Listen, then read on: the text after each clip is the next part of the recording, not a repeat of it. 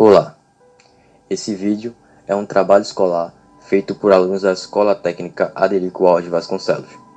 Os integrantes do grupo são Pedro Henrique, Kedleson Lennox, Wagner Romão, Murilo José e Luiz Paulo, a quem vos fala. Orientador, Professor Kleber Ferreira. O objetivo é tratar de uma análise sobre o livro Uma Lágrima de Mulher. Pois bem, falarei de início um pouco sobre o seu autor, Aloysio Azevedo.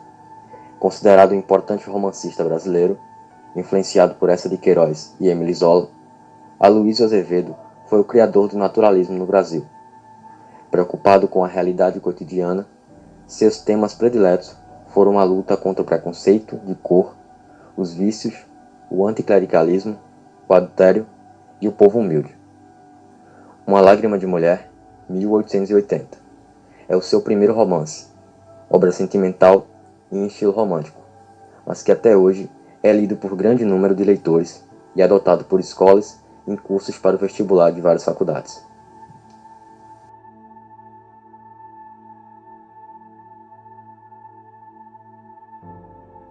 Enredo.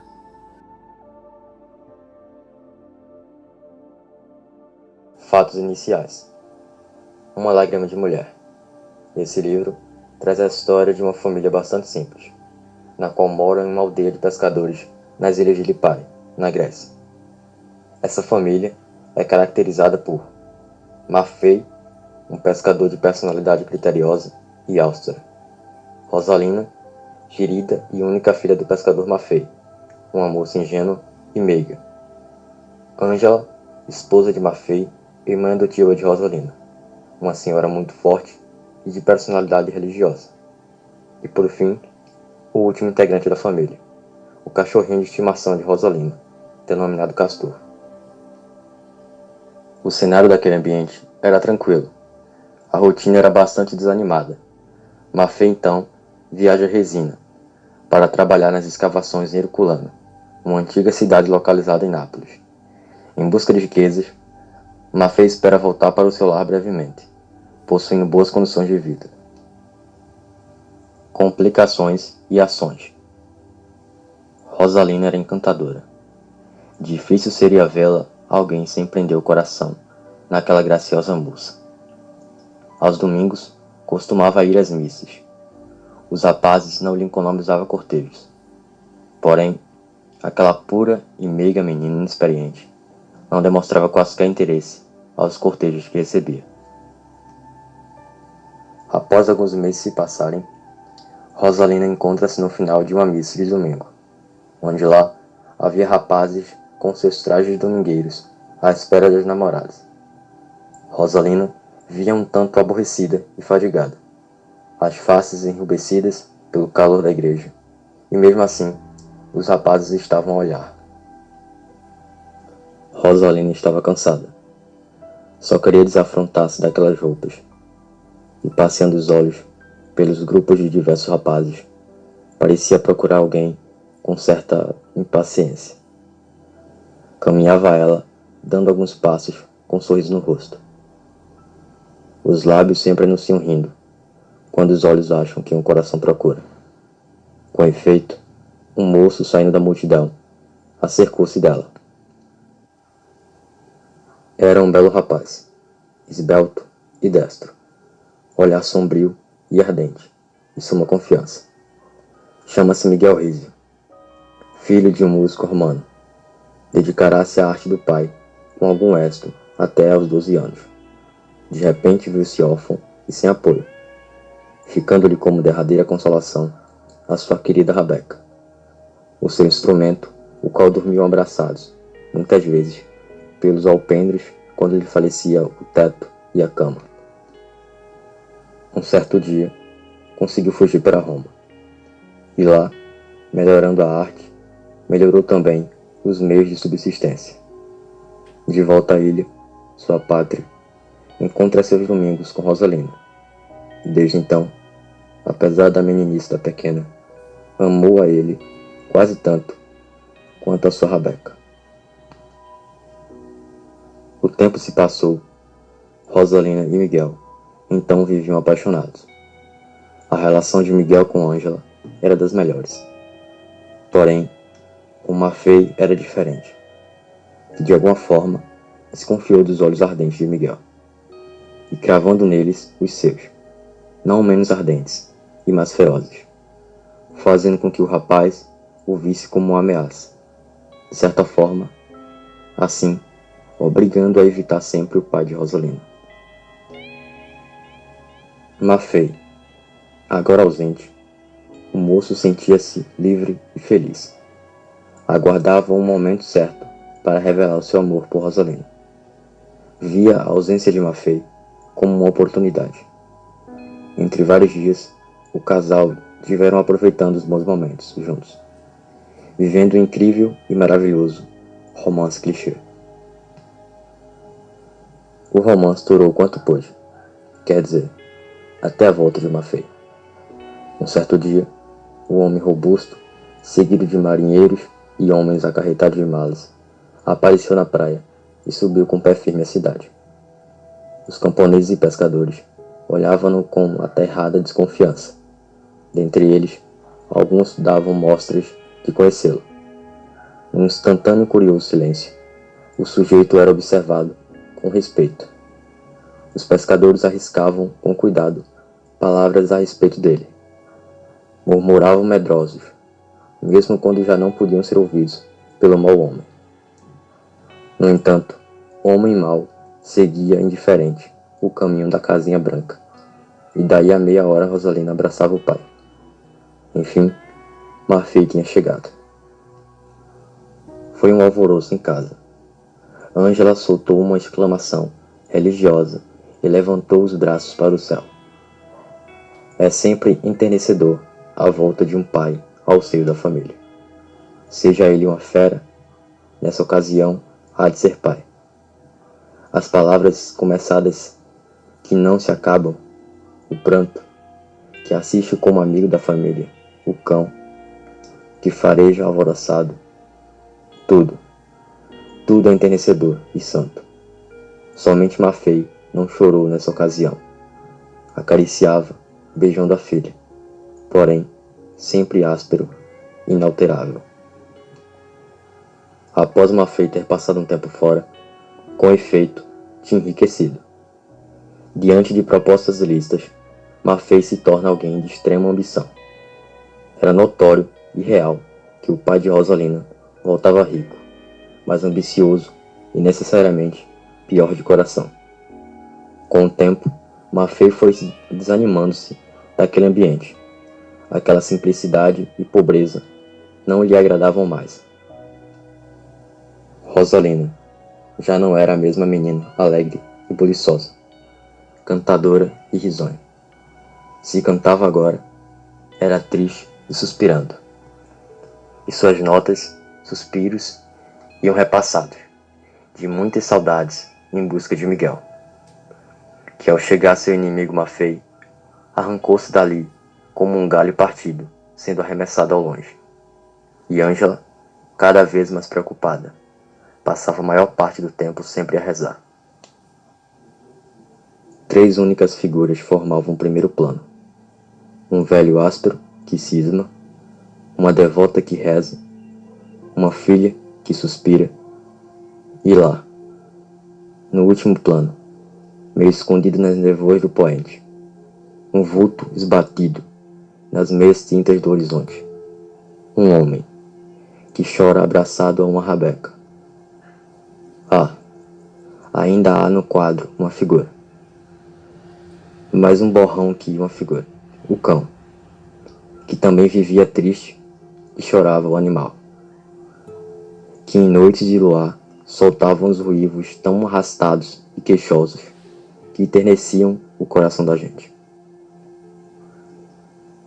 Em uma certa noite, após estarem todos reunidos na mesa, na hora da ceia, Rosalina estava a pensar seriamente em conversar com seu pai a respeito de Miguel. Porém, preocupada e trêmula estava a moça. De forma cautelosa, ao abraçar-se junto ao seu pai, comentou sobre se ele soubesse se ela tivesse um namorado.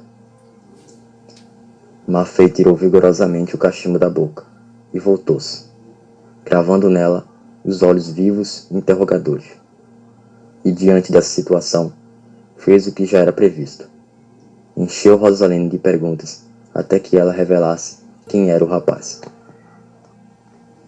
Após ele saber que se tratava de Miguel Rizio, o artista órfão, no qual ele chamava de miserável, bateu com seu punho cerrado e nervoso na mesa.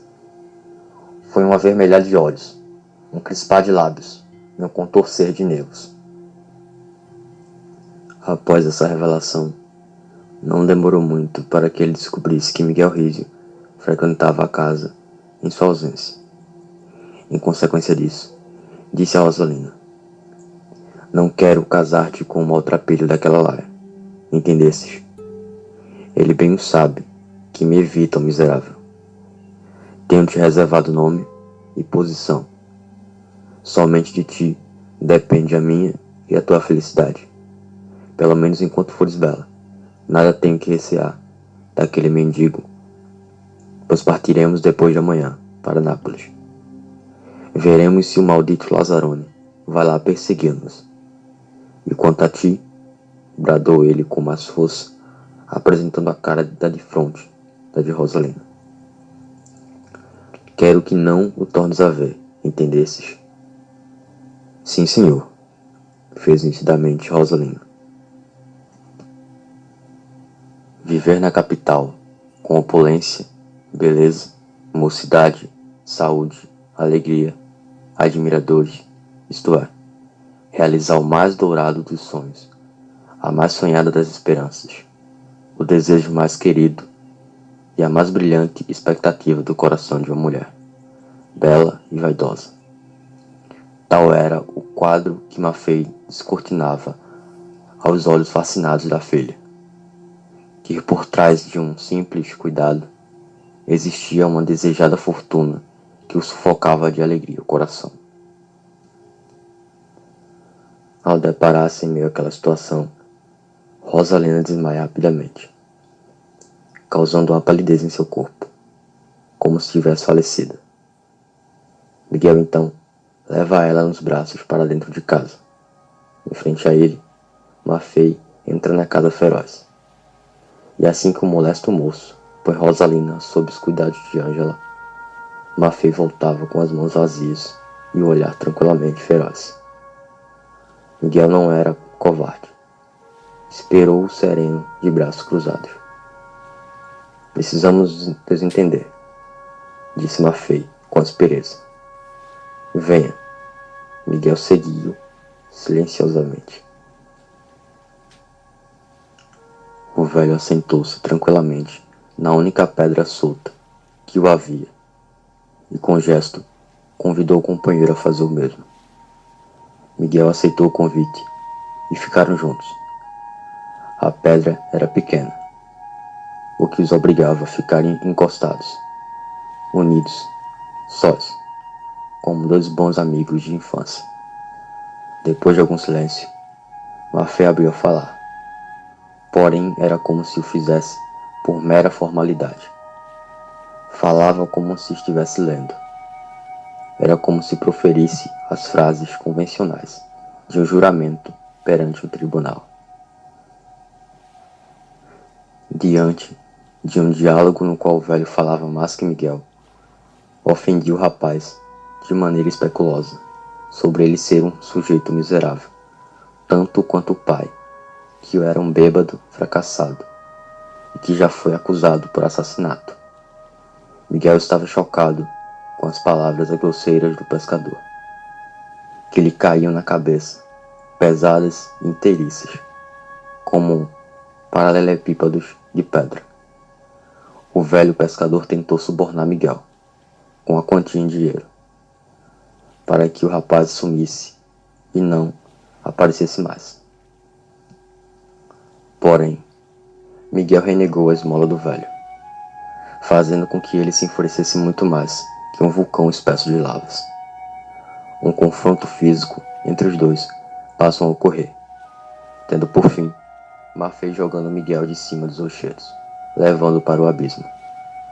um confronto que, inclusive, é bem descrito no livro. Clímax.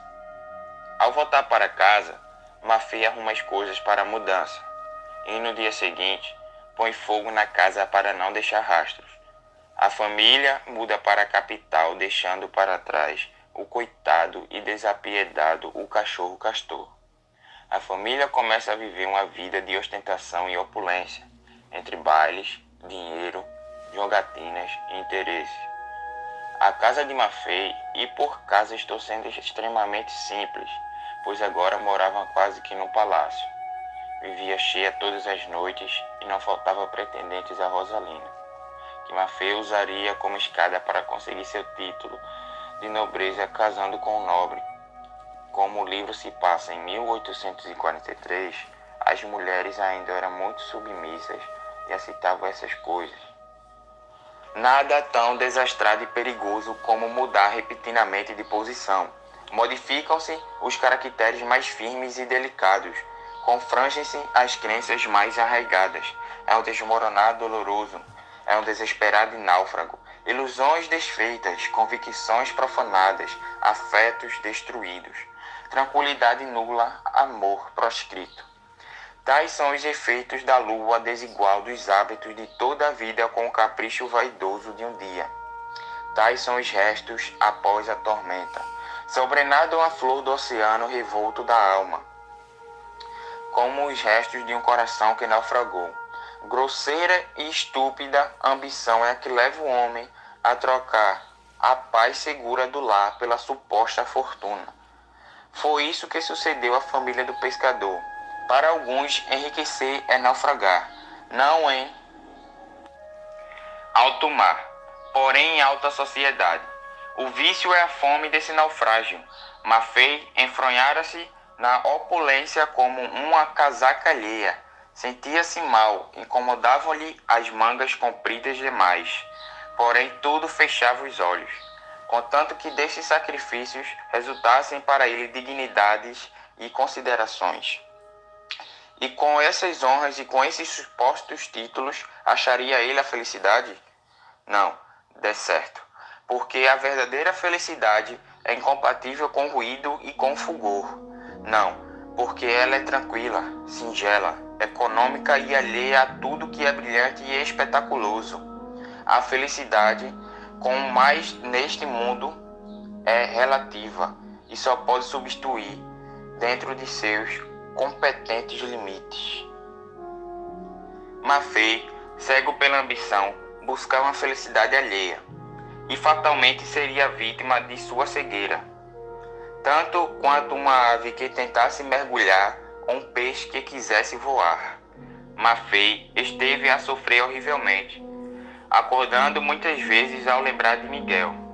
Já Rosalina vivia muito bem, já estando acostumada com as dificuldades que eram antes o incômodo dos vestidos justos, decotados e de enorme cauda, com seus sapatinhos à moda francesa. Rosalina, que antes era uma moça ingênua e meiga, já não era mais a mesma. Em suma, Rosalina já não era mais rapariga, era uma senhora. Conhecia todos os segredinhos das salas, já sabia sustentar com um sorriso fingido as visitas de cerimônia, civilização e hipocrisia. Estas duas forças combinadas produzem um fluido capaz de transformar um anjo em mulher e uma mulher em demônio. Rosalina respirou esse fluido e aprendeu a grande ciência da vida. Sabia esquecer, sabia odiar e sabia mentir. Mafê cada vez estava pior. Da família, foi Ângela a quem menos se modificou. Cada vez mais devota, encerrava-se no quarto, indignada contra tudo e contra todos que não a procurassem. Não queria se comunicar com pessoa nenhuma, o que, digamos de passagem, sobremaneira satisfazia o ex-pescador, que pensava consigo: ora, que diabos vai fazer na sala esta velha ridícula e burguesa, se não me incomodar a mim e divertir os mais? Antes trate ela de liquidar esse restinho de vida, que para pouco ou nada lhe poderá servir. Contudo, ia a boa mãe Ângela bocejando as suas intermináveis orações e transformando insensivelmente a religiosidade em mania. Mafê e sua filha já estavam em fatal metamorfose e juntos seguiam na vida de ostentação e opulência. Numa noite, após sair de um baile sem estar sentindo-se bem, Rosalina almeja um momento solitário e obtém isto indo para um recanto de seu quarto. Tinha os desejos vagos e incompletos, uma moleza voluptuosa e agradável que a obrigava a fechar involuntariamente as pálpebras. O capricho da imaginação em Miguel. Desde que o esquecer, era a primeira vez que o vulto sombrio do seu amado primitivo lhe acudia à memória. Sem saber por que, Rosalina, com tal lembrança, começou a sentir o princípio de uma pontinha de remorso, tímido e flexível, como um espinho ainda verde, mas já agudo. Estava em tempo de quebrar facilmente, porém já doía. Quando se mudou-se para Nápoles, Rosalina, como única resposta que obteve do pai a respeito de Miguel, ouviu estas duas sílabas, mo e reu.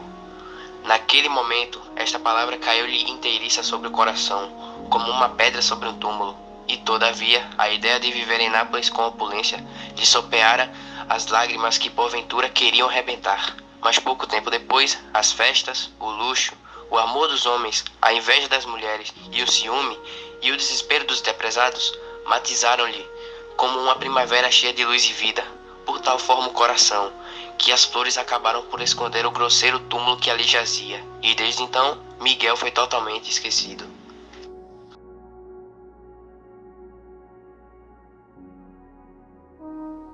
Desfecho. Miguel, o artista não morrerá, e para a clareza desta narrativa, seja-nos lícito voltar atrás. No momento, falta em que Mafel precipitou dos rochedos de Lípare, o flexível amante da filha, perdeu estes os sentidos, dando de encontro à pedra aprumada e foi rolando, até aturfar-se todo nas espumas do mar. A tamanha queda, entretanto, apenas lhe sobreveio um ferimento na cabeça. O mar estava crescido. Foi a salvação do moço, pois ao cair na água, voltou a si com um choque. E, conhecendo quão perigosos são os rochedos de Lípare e quão forte as ondas contra eles, tratou de nadar ao largo em vez de demandá-los. Miguel foi ajudado pelas correntezas. Miguel Ricio está vivo. Após Mafel ter posto fogo na casa, Miguel, assim que estava consciente, percebeu o grande fogo pelas ilhas de Lípare, e logo associou que eu fosse na casa da sua amada Rosalina, e por isso aguardou cautelosamente, e foi indo até lá para acudir à família sem que desse encontro com Mafel. Entretanto, quando Miguel chegou à casa, não tinha ninguém. Gritou pelo nome de Rosalina várias vezes, mas de fato, ninguém estava ali. Percebeu ele que a família tinha viajado a Nápoles, como já sabia, e nesse pequeno instante de tempo meditando, sentiu firmar-se-lhe no estômago 2 patas de cão. Castor, gritou o moço caindo de joelhos. Ainda me resta um amigo, e abraçou-lhe soluçando. 3 meses depois do incêndio, Miguel teve a notícia de uma família que precisava de um professor de música para 4 crianças. Apresentou-se e foi aceito. De tal momento ocorreu-lhe a vida mais fácil. Em pouco tempo, Miguel, cujos modos singelos e honestos atraíram a confiança e simpatia de seus protetores, passou de mestre de música para servir de preceptor. Passou-se um bom tempo e logo os pequenos alunos de Miguel vinham evoluindo, tanto que a família deu-lhe moradia a Miguel e, claro, ao com Castor. Um quarto cômodo e decente, pois notaram que Miguel era só e adoentado e que era preciso ter mais cuidado com a saúde. O rapaz, então, tinha por conseguinte todos os elementos de uma felicidade relativa: teto, cuidados, estima, e agora possuía, por bem dizer, uma família. Entanto, tristeza continua e carregada pesava-lhe deveras sobre o coração como a garra negra de um abutre. Neste definhar amargurado, havia ele caído um após outro. No passado, os seus dias pálidos e saudosos, sem risos nem esperança. De todos procuravam informar-se a respeito de Rosalina, e ninguém o esclarecia. Da ilha havia todos perdido de vista o pescador Mafé. Entre o homem rude e o homem rico, abrirá o ouro largo espaço. De um lado não se conheciam os que estavam do outro, e no escogitar doloroso da saudade decorreram 2 anos de desesperanças, sem que fosse dado ao artista ter notícia de Rosalina.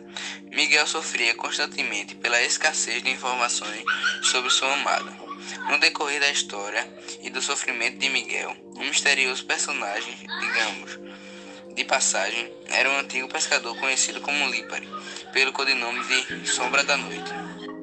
Tinham-no por milagreiro, e na ele atribuíram-lhe toda a casca de feitiçarias e malefícios. Em bom tempo fora, companheiro de trabalho e amigo de má fé, a quem, por amizade ou talvez mais certamente por interesse, arranjará os meios de transportar-se em segredo para Nápoles, na mesma noite do incêndio da Casinha Branca.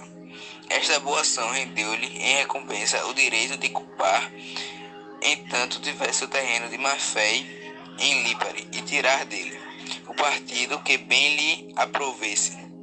Em certo tempo, o Sombra da Noite havia conversado com Rosalina, a quem lhe informou sobre um tal cadáver morto em Lípare. Porém, não foi informado que se tratava de Miguel, a quem o misterioso Sombra da Noite conhecia vigorosamente. Ao ficar sabendo por Ângela que o tal cadáver se tratava do moço, saiu à procura de Miguel, em Lípare. Tinham-no por milagreiro, e na ele atribuíram-lhe toda a casca de feitiçarias e malefícios. Em bom tempo fora, companheiro de trabalho e amigo de má fé, a quem, por amizade ou talvez mais certamente por interesse, arranjará os meios de transportar-se em segredo para Nápoles, na mesma noite do incêndio da Casinha Branca. Esta boa ação rendeu-lhe em recompensa o direito de culpar, entanto tivesse o terreno de má fé em Lípare, e tirar dele o partido que bem lhe aprovesse. Em certo tempo, o Sombra da Noite havia conversado com Rosalina, a quem lhe informou sobre um tal cadáver morto em Lípare. Porém, não foi informado que se tratava de Miguel, a quem o misterioso Sombra da Noite conhecia vigorosamente. Ao ficar sabendo por Ângela que o tal cadáver se tratava do moço, saiu à procura de Miguel, em Lípare. Miguel sentiu-se fumegando. Era a primeira vez desde que separou-se de Rosalina que alguém lhe falava nela. E voltando rapidamente para o pescador: "De Rosalina? Oh, diga, depressa. Como estão eles? São felizes, ricos, riquíssimos e muito felizes. Digo-lhe mais, em breve serão nobres." Miguel, horrivelmente oprimido, pergunta, fingindo tranquilidade: "Nobre? O que o senhor está gracejando? Não pode ser." "Gracejando?" berrou o homem. "Juro porque é mais sagrado, meu rapaz." Miguel tinha vontade de continuar o interrogatório, mas ao mesmo tempo temia ouvir alguma verdade imediata que o esmagasse de todo. Temia uma explosão de dor. Atacaram-lhe logo uma sensação nervosa e frenética de desgosto fritava o rapaz. Aquele silêncio diante de umas verdades lhe dita estavam a doer o coração tanto que o fez ter raiva do pescador. E então, por mais uma certeza, perguntou: "Tem certeza do que está dizendo?" "Tenho", respondeu com firmeza o pescador. "Tanto que tenho que saber que falo com o senhor Miguel Rizzo." Miguel tornou a estremecer, porém agora era a ideia de raiva de má fé que lhe surgia negra e ameaçadora. E então Miguel desconfiava se não estava caindo numa cilada, e se o pescador estava ali a comando de má fé. Perguntou: "Com que? O senhor conhece-me?" "Perfeitamente, cavalheiro. E até desejo falar-lhe a respeito de Rosalina." "Sim, senhor, a respeito de dona Rosalina." "Então fale", disse Miguel, já não podendo se conter. "Agora é impossível." "Então quando?" O pescador então levaria Miguel à mansão de Rosalina, que era também de má fé. Miguel e o Sombra da Noite iam juntos em uma carroceria, assim, demorando um pouco do suficiente para que os dois tivessem tempo de falar-lhe mais um com o outro. Sendo antes, Miguel se despediu-se da família no qual lhe abrigou, deixando saudades não só aos protetores, mas também aos seus garotos, vulgos discípulos. Miguel então partia à capital, Nápoles, com a ajuda do pescador Sombra da Noite, que o ajudou a comprar novas roupas e a estar visível como um belo rapaz. Após um tempo na capital, iam finalmente e diretamente à mansão. Chegando lá, Miguel ficou imóvel.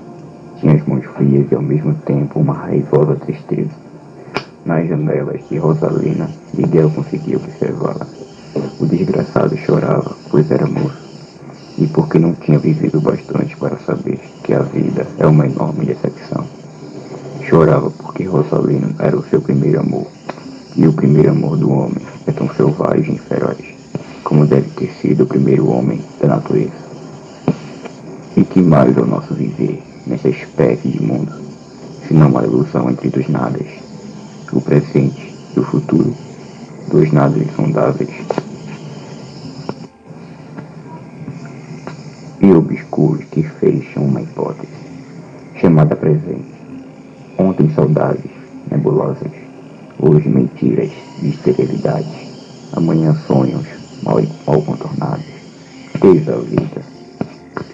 Ainda pouco de amor por Rosalina, Miguel pedia para que a sombra da noite entregasse-lhe uma carta à sua amada, que dizia: Rosalina, não morri, e desejo viver só para te amar. E estou resolvido a fazer tudo o que me ordenares, até mesmo a minha própria desgraça. Se ela for necessária, em troca disso peço, com a alma de joelhos, o amor que me concedes amanhã, à meia-noite, uma entrevista. O teu lenço, atado ao balcão da tua janela, será o sinal de que ainda te merece alguma coisa. Outro escravo, Miguel Rizio.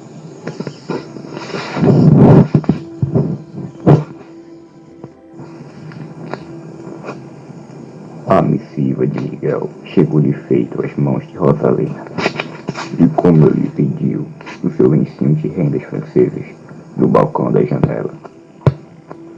Rosalina encontrou-se com Miguel. Feliz ficou em vê-lo, dizendo ainda que a amava, e que desde que ficou sabendo de sua queda do precipício, tentou de todas as maneiras obter notícias. Miguel, confuso, perguntou-a se ela hei de se casar-te com um nobre. E ela explicou que sim, ambiciosa. Para ela, a riqueza era o melhor dos bens, por mais que a sua vida anterior, a sua felicidade e sua infância, que lhe sentia extrema saudade, ainda era de sua vontade viver aquilo novamente. Dizia ela que o pai estava cada vez mais gracioso. Agora toda a sua ambição é possuir um título qualquer de nobreza, cuja realização só dela era confiável. E tu, consente? Pergunta Miguel. Rosalina responde: não, mas o que queres, meu amigo? Não desejo eu, ordenamos meu pai. Nisto deves, antes de amaldiçoar o meu procedimento, pesar bem o sacrifício que vou fazer. Sabes certamente que não é a ambição e a vaidade que me conduzem. Sabes o quanto te amo e o quanto me comprazeria viver. Contigo é só para ti. Mas em semelhantes circunstâncias, nada a fazer é fazer tudo. A minha recusa sobre se a desonra certa seria talvez a morte de meu pai. Quanto a mim, não me pode ligar contigo. Ninguém mais prefiro. Tanto me dá de casar com o Visconde como com outro qualquer. O que de tudo isto se conclui é que sou a mais desgraçada das mulheres. Amo, sou amado, chegam-me os bens para viver, e no entanto falta-me amor e existência. Tu, meu pobre Miguel, sem o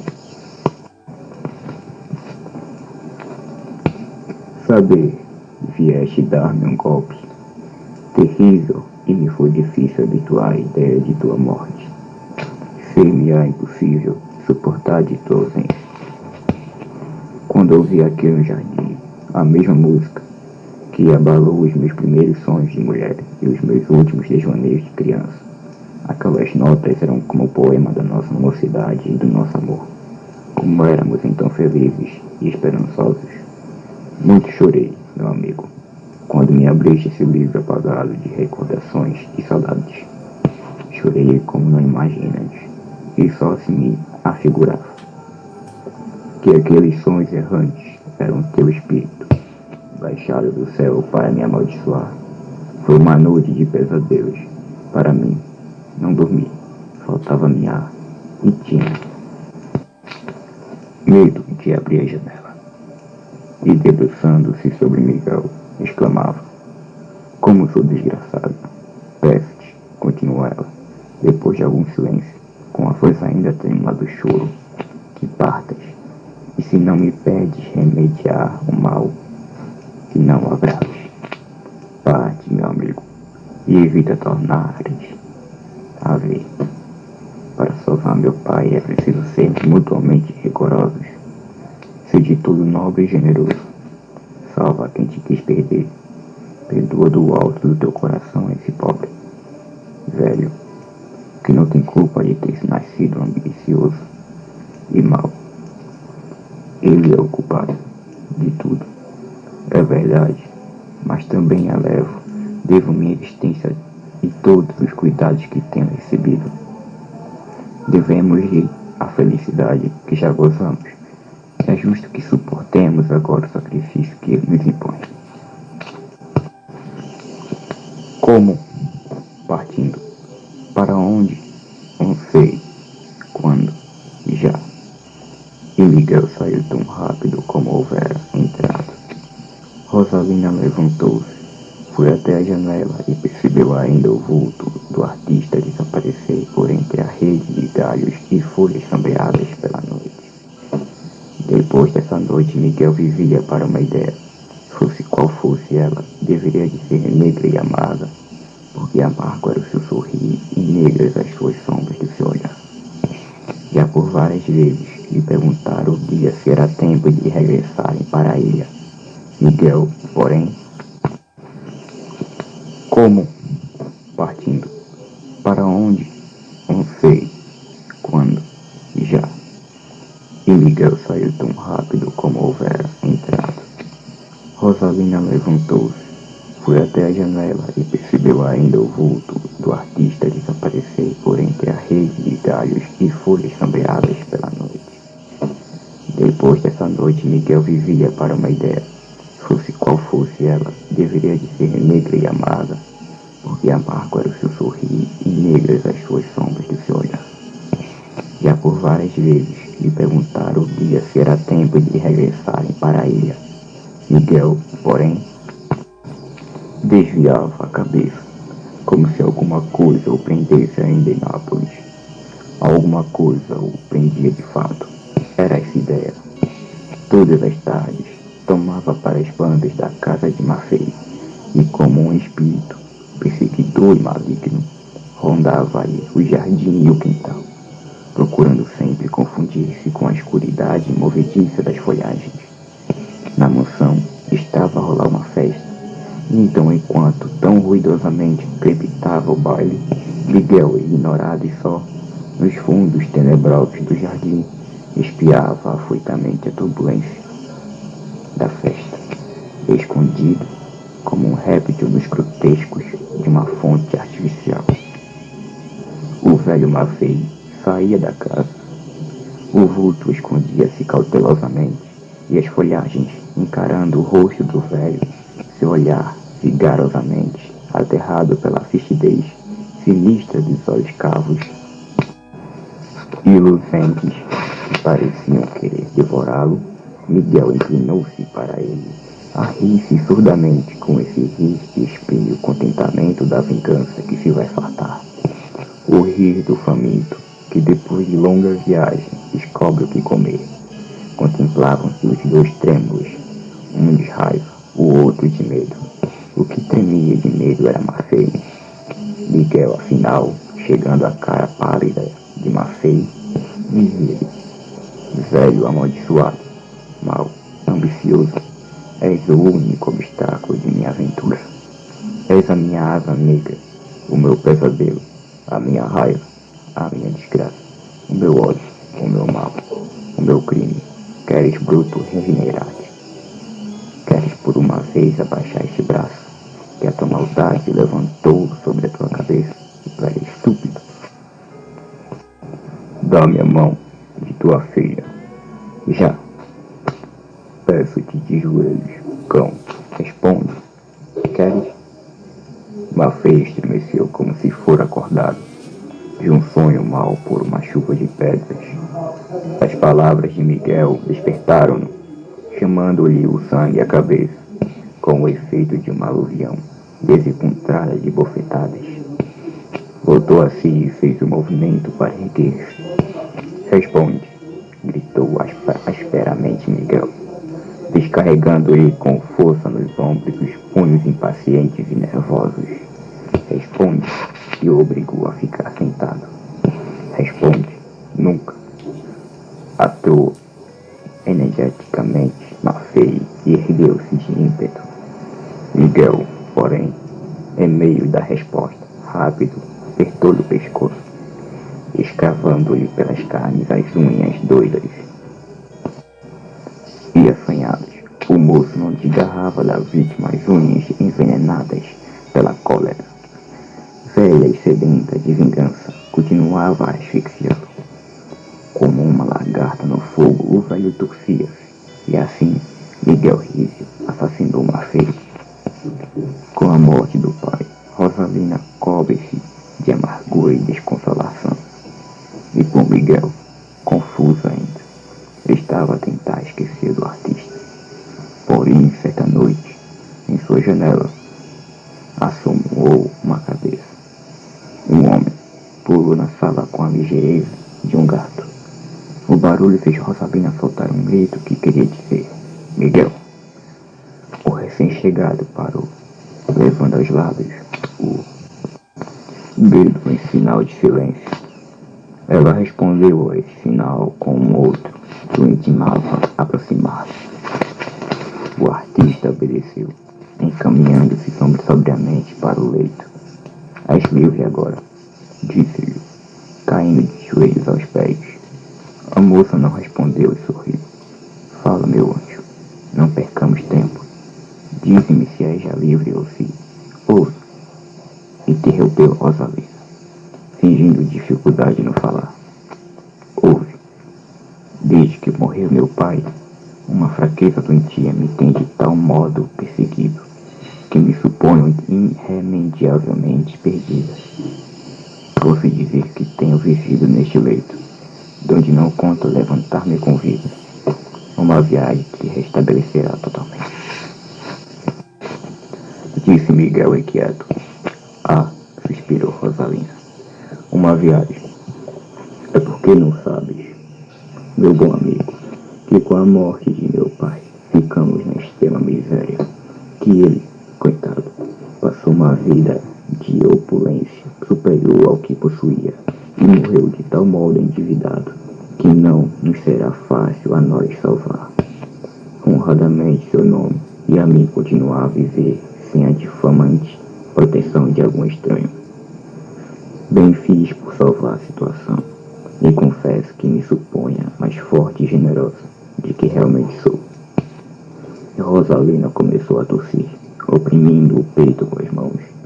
E eu, continuou a suposta doente, com a voz cada vez mais trêmula, fazia-me forte, aceitando a proposta salvadora e tremenda de um. Então, interrompeu Miguel, em cujo olhar acabava de nascer o contentamento e a esperança. Havias esquecido de mim, ingrata. Não te quis ao menos parecer que a tua riqueza era um obstáculo cego à minha aventura. Oh, como sou feliz em ver-te, novamente pobre. Iremos juntos para o pai, onde serás minha esposa, e então seremos felizes, muito felizes. Quanto é bom ser pobre. Olha, disse-lhe, chegando-se carinhosamente para ela e sorrindo, com os modos satisfeitos de quem preza de saber arranjar bem as coisas. Vendido tudo para cá, todas estas grandezas e todo este luxo, em pouco poderá ficar dívida por esse tempo. Já estarás em Lipari. Caso-me contigo e serei legalmente o único devedor que não se puder pagar com o resultado da venda.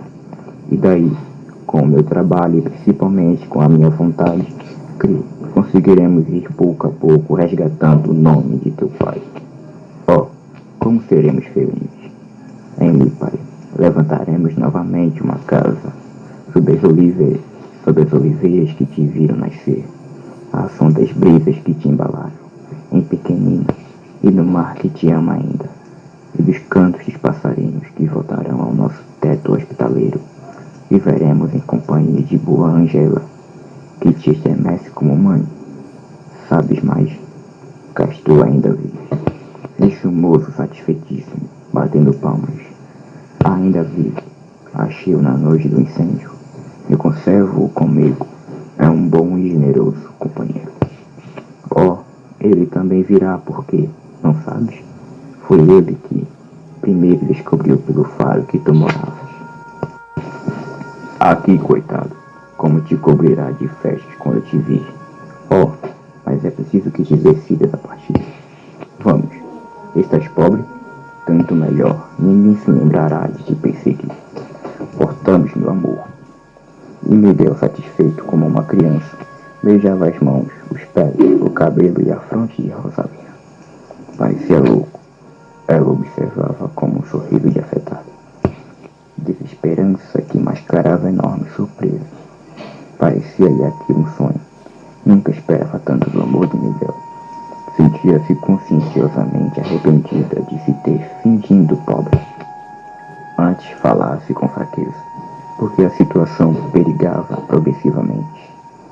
Diabo, dizia consigo, ele me adora, apesar de tudo, que volta. Darei a esta cena tão difícil e ridícula. Neste estado, e maquinando ainda uma engenhosa saída, fitou Rosalina os olhos abraçados e felizes de Miguel, e apertando os deles, os próprios, passeava-os, aparentemente enfraquecidos, pelo quarto à procura da ideia. Quando o acaso deparou-lhe o corpo de Horchata sobre o velador à cabeceira do leito. Já não tenho vontade nem desejo, meu bom amigo, respondeu. Ela retorcendo os olhos, porque não posso contar com a existência. Rosalina, disse Miguel, não te deixes levar por essas ideias. Tão mais, confia em mim e espera de Deus. Não desanimes que tens muita vida e a nossa ilha tem muitas flores. Que te esperam? Havemos de correr juntos pela primeira vez os caminhos sombreados e envelhecidos. Subiremos de mãos dadas as encostas dos montes dos pincários dos rocheiros. Havemos de... Rosalina parecia já não escutar. Torcia-se na cama, arranjou os dentes uns contra os outros, e retorcendo os olhos derivava olhares desencontrados. E Miguel, trêmulo de impaciência, chegou a véspera do dia maldito. Amanhã os credores tomam conta de tudo. Não importa, mas acrescentou chorando Rosalina, que eu não resisti a tamanha provação. Fui covarde, confesso, mas eu sou mulher, perdoa. Vês este copo? Continuou ela, torcendo-se toda indicando a cabeceira do leito. Ainda há pouco estava cheio de veneno. E reclinando-se nos braços de Miguel, acrescentava, espatifando as palavras.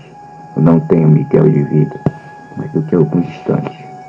Miguel quis levantar-se para chamar alguém. Não chames pessoa alguma, disse ela, agarrando-o com força. Isso só alcançaria a fazer-me morrer, desacreditada. Foi Deus que te mandou para me ajudares a morrer. Foi um bom anjo que te conduziu. Eu já contava contigo. Eu não morri assim tu chegares. Como Deus é bom. Obedece-o e depois retira-te. Não chames por ninguém, repetiu ela com dificuldade, e carinhosamente o tomou entre os braços.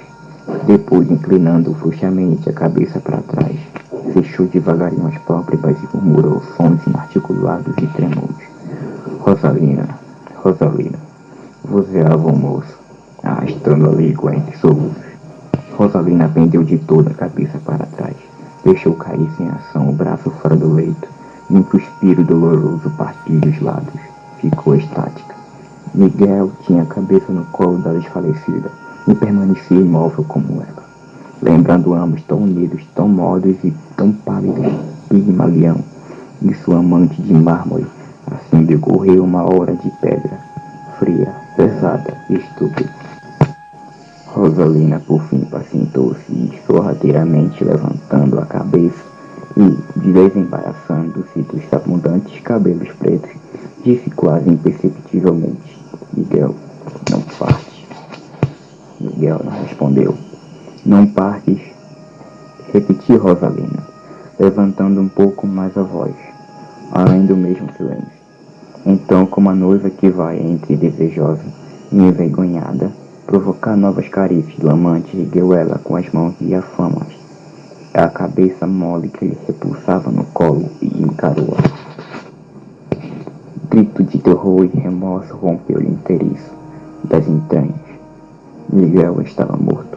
Então uma lágrima cristalina e santa, desprendendo-se do coração, rolou pura pelas faces da mulher. Chorou pela primeira vez. Aquela lágrima valia o poema inteiro da sua existência. Era o transunto do seu arrependimento. Era o perdão de seus crimes. Chorou uma lágrima de mulher. E por isso que vinha de Deus. Rosalina amou pela primeira vez aquele cadáver.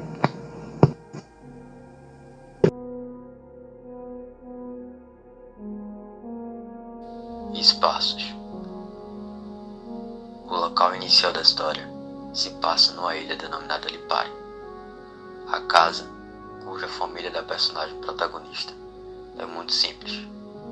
Em consequência disso, o cenário do ambiente influencia para que a história tome rumo. Pela casa ser muito simples, faz com que Maffei queira mudar-se para um lugar melhor, e que por viver anos na pobreza, ali se vê ambicioso para viver uma outra vida, em outro ambiente, em um cenário e cotidiano totalmente diferente do que possuía no lugar em que vivia no começo da história. O tempo é cronológico, pois não há nenhum tipo de flashback e se passa de acordo com o tempo. Porém, o tempo também é de certa forma histórico, pois passa numa época em que as mulheres eram submissas aos homens, e que se fosse uma história ocorrida em outra época, a submissão de Rosalina a seu pai não existiria. Logo, o rumo da história iria ser outro, pois ela poderia casar-se de vez com Miguel, mesmo sem a bênção do pai.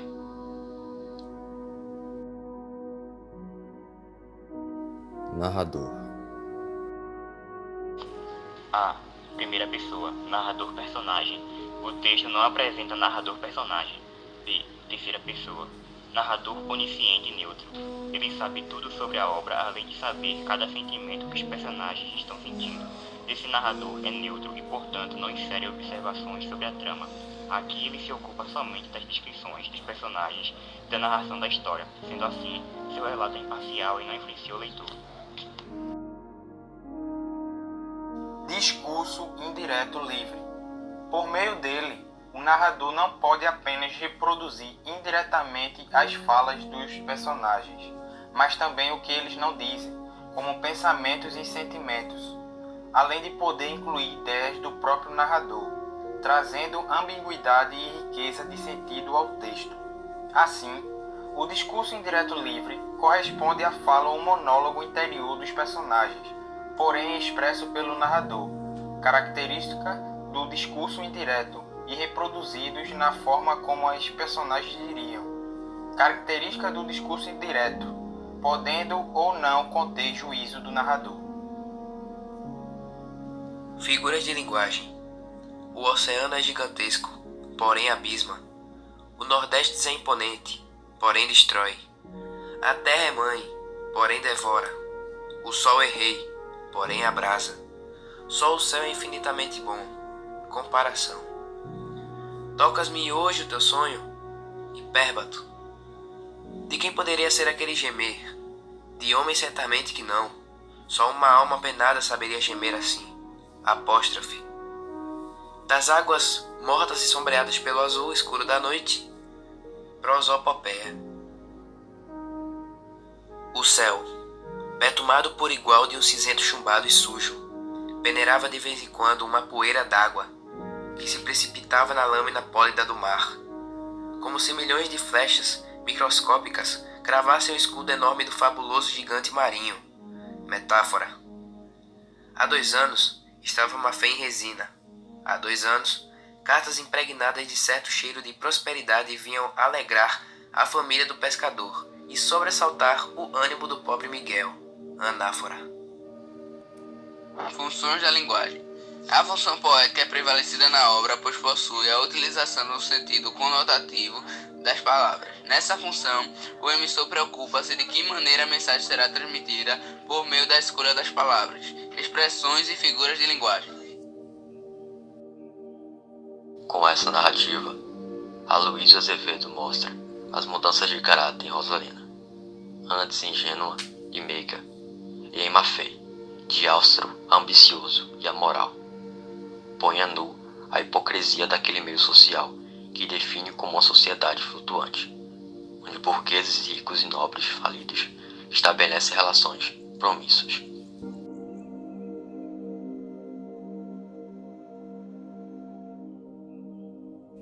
Se você gostou do vídeo, deixe o like, inscreva-se no canal e embaixo, na descrição, estará o perfil do Instagram do livro e também um quiz com as questões do mesmo. Obrigado por assistir. Até mais.